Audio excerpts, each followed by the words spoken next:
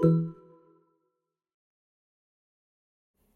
this guide, I will be showing you guys how to delete all data on your iPhone before selling it or giving it away. First, launch your settings. Now click on the Apple ID given at the very top. Head over to the option iCloud. Click on the option iCloud Backup. Toggle on for the option Backup this iPhone. Then click on the option Backup Now. Ensure everything is toggled on, including your photos and messages. For an added layer of security, go to iCloud and check that all data is synced, particularly your iCloud photos and messages.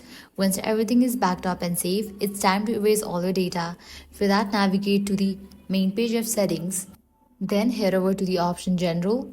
Click on the option Transfer or Reset iPhone. Click on Erase all content and settings.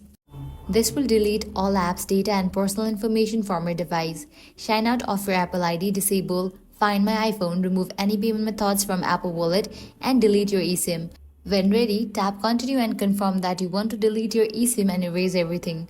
You will need to enter a passcode and the phone will restart to wipe the device completely. After the process is finished, your iPhone will be clean and ready to sell or give away with all the data securely backed up. And that's it. If this guide helped you out, do not forget to like, share, and subscribe. Thanks for watching.